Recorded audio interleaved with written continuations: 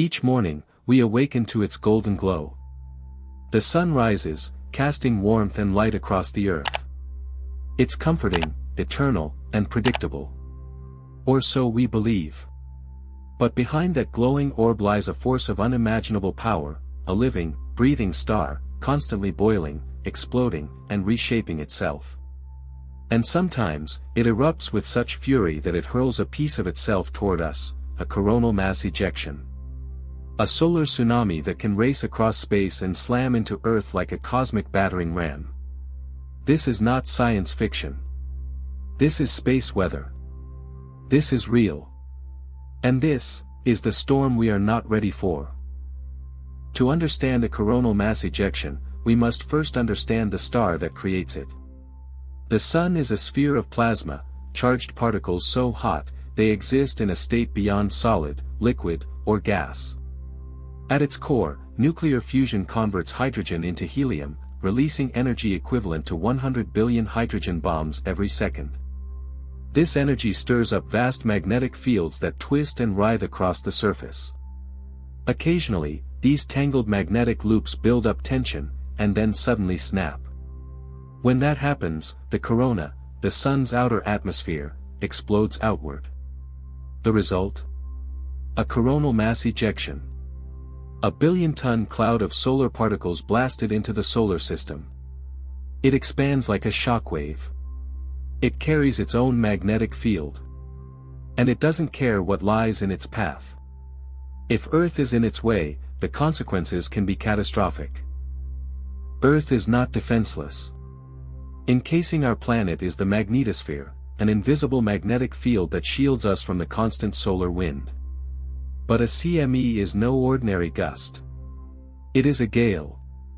A tempest of charged particles that crashes into this shield and sends shockwaves across it. The result is a geomagnetic storm, like a space-based earthquake in our magnetic field. These storms unleash electrical currents across vast distances, in pipelines, power lines, satellites, and even the ground itself.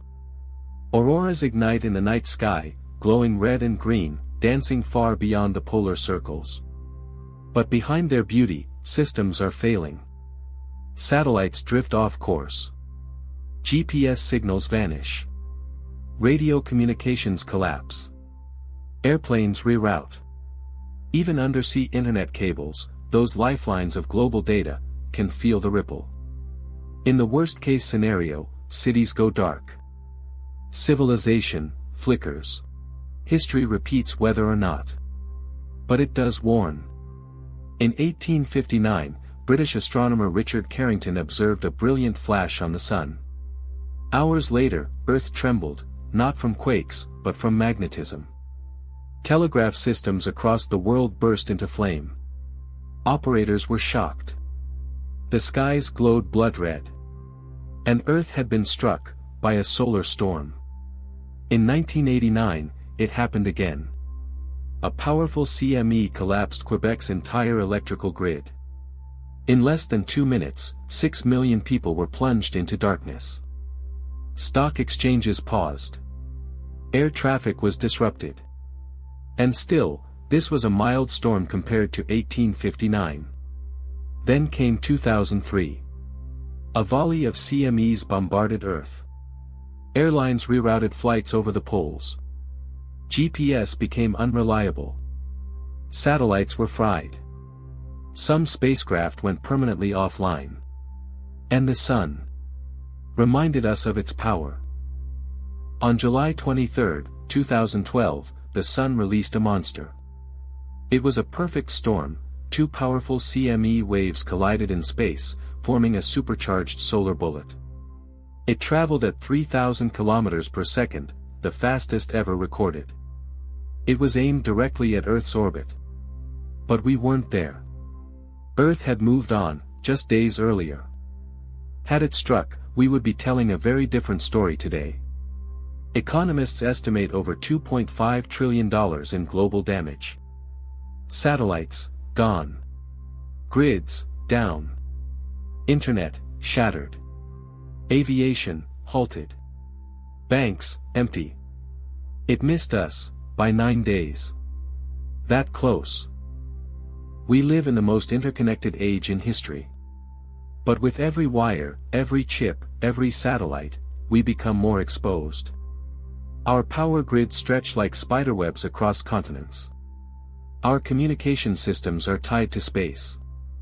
Our banking, our traffic, even emergency services, all depend on digital infrastructure. One severe CME could destroy high-voltage transformers, devices that take months to replace. With no power, water treatment stops. Fuel pipelines fail. Hospitals close. Supply chains collapse. And it wouldn't just be local. It would be global. Interconnected failures. A technological domino effect. In the space of 24 hours, a solar storm could return us to the 1800s. Thankfully, we're not completely blind. NASA's SOHO and STEREO spacecraft monitor the sun in real time. The Parker Solar Probe is currently diving into the sun's corona, braving unimaginable heat to gather data on magnetic fields and solar wind. Here on Earth, the NOAA's Space Weather Prediction Center scans for incoming storms. They issue alerts. Governments, utilities, and airlines prepare. But it's a race against time.